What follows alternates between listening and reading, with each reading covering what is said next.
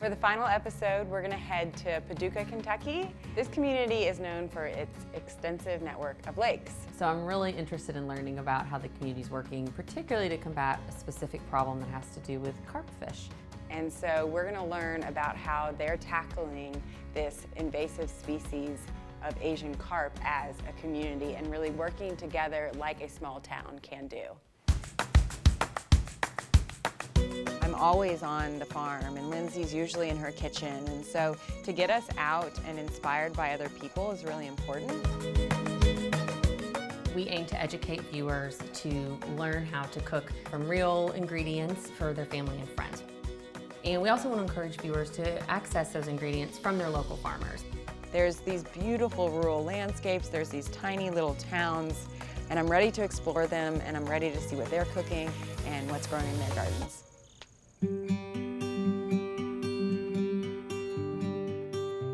This show is all about learning about different communities and their food culture and what makes them tick and how they work together, and Paducah could not be a better example of that.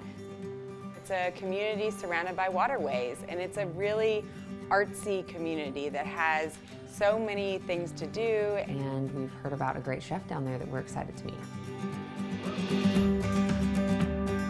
Hello, ladies. Hi. So nice to see you. Thank you for having us.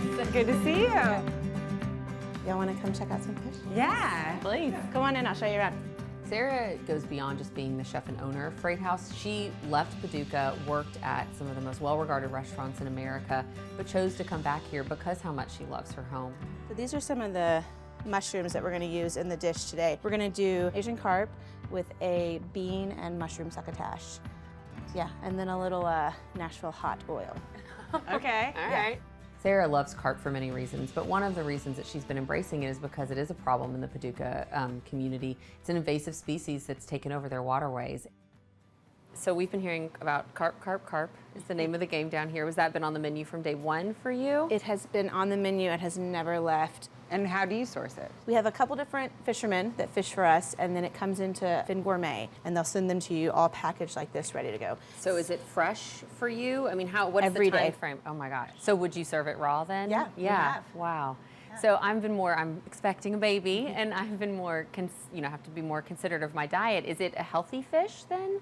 It is, and one of the really amazing parts about it is, heavy metals, they're heavy. They sink to the bottom.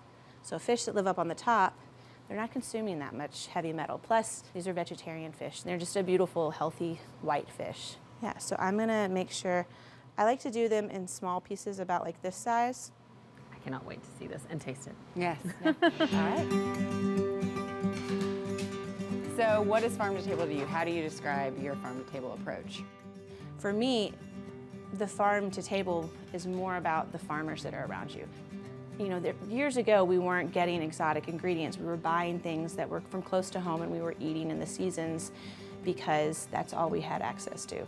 And I think that people need to go back to that. People say, like, Sarah, when are you going to put salmon on the menu? And I say, never. Yeah. Never. Can you go fish salmon here now? Yeah, because the salmon is days old by the time it gets to me. Yeah.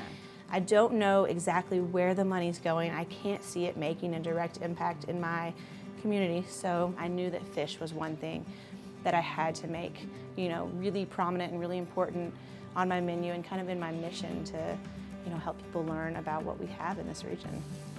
Sarah sources as much as she can locally and really takes in everything that Paducah has to offer. Being able to visit her restaurant and see her ethics come out as she's teaching us how to cook this Asian carp was really interesting.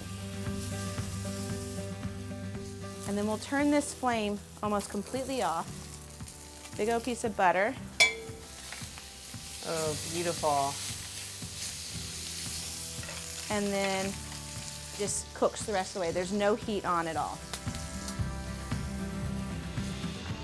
This ingredient really speaks to all of those things that are beneficial and are powerful about food and about local food. You guys want to go try it? Yes, I'd love to. Right now. Thank you. Cheers. Thanks for cooking with us. We're cooking for us. It's not a hard fish to cook at all. You have to work to get your hands on it, but it's such an easy fish, and it's so forgiving too. This is delicious. It is. And I love the fresh salad on top. I'm not sure if it's the piquillo pepper where I'm getting the spice in that bite or it's from the oil, but either way, I love it. Yeah, the lima bean's incredible. Yeah.